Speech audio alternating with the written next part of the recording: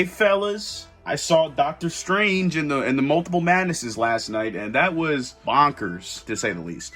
I'm not really sure how I can talk about this movie without spoiling parts of it, so from this point onwards, spoiler alert for the rest of the video.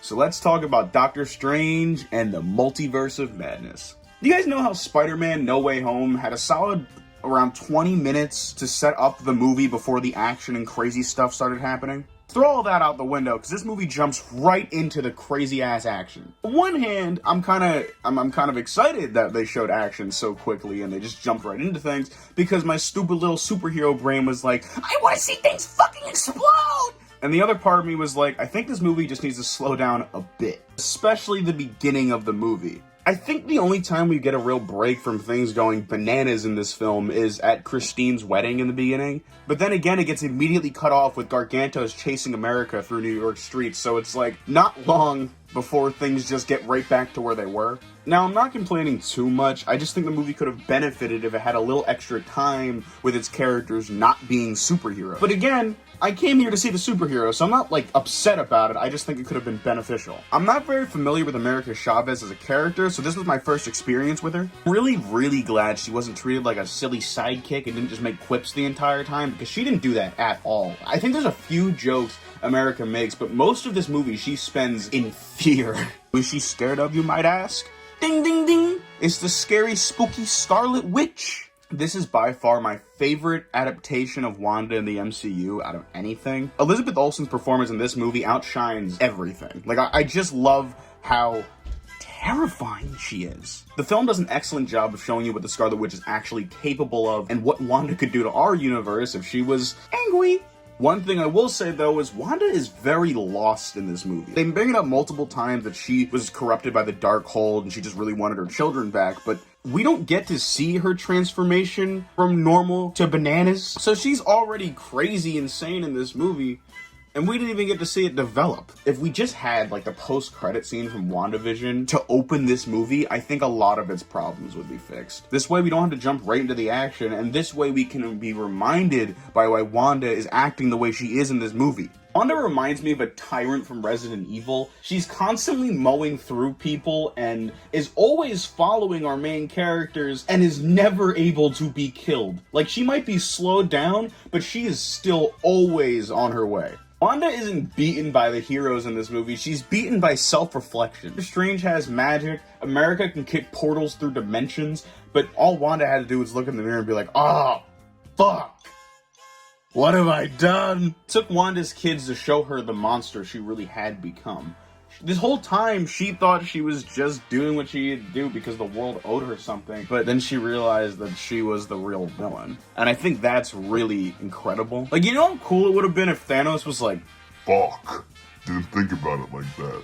Now, I know they're very different characters. My main point is, she tore through the Illuminati, Doctor Strange, America, all of these characters that tried to take her down, and the only ones that could have actually stopped her were her and her children. She needed help mentally and wasn't going to be beaten physically. What's next?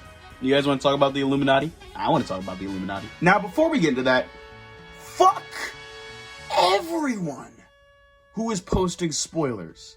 I got the entire Illuminati lineup spoiled for me, and the fact that they all get fucking decimated.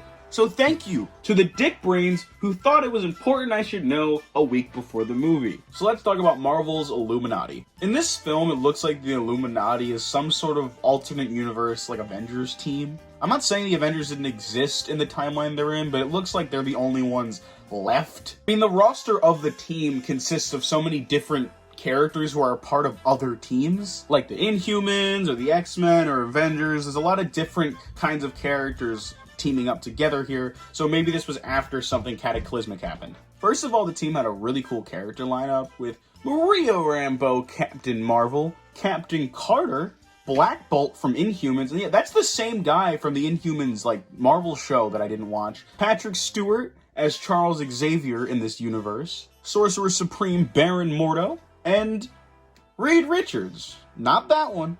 Not this one. You betcha. Look, I know Patrick Stewart was in this movie, and we had a lot of cameos from a lot of people we wanted to see. I wanted to see John the most, that Mr. Krasinski. That's my guy. All of the cameos in this film were amazing. Like, I loved seeing every single person I did, and I would love to see them more, if I could, because we can't.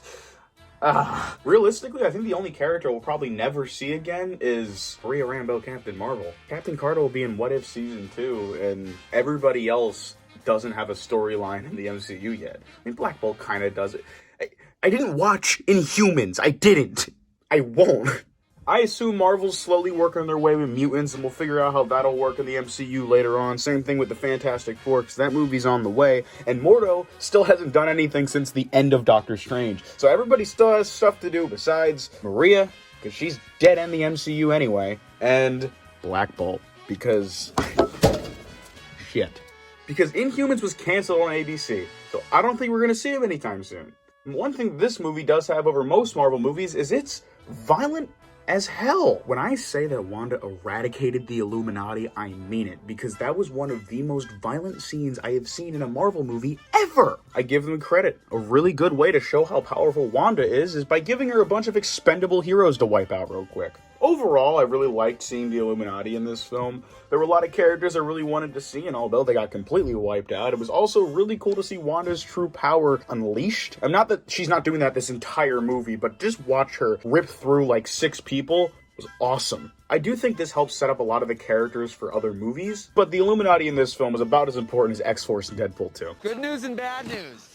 Bad news is the whole team is dead. In this film, Strange learns to be happy with who he is and what he has instead of wondering what could make him happy. He lies to Christine in the beginning and tells her that he's actually happy with himself, but he's not. He wants to be with her, and he thinks for a lot of this movie that will make him happy. He ends up realizing that he should be more happy with who he is and what he has instead of wondering what he could, because she's happy, and he'll be okay. Wanda learns a very similar lesson in this story with her boys. Her true happiness is being with them again, but what she ends up having to learn is that they may not be with her, but they are happy somewhere else. Our characters learn to be content with what they have and happy for their loved ones. We're shown that our Stephen Strange is different than the other Stephen Stranges because he cares. Instead of sacrificing America like the other Stranges plan to do, he decides to trust her to use her own power because he knows that she can do it.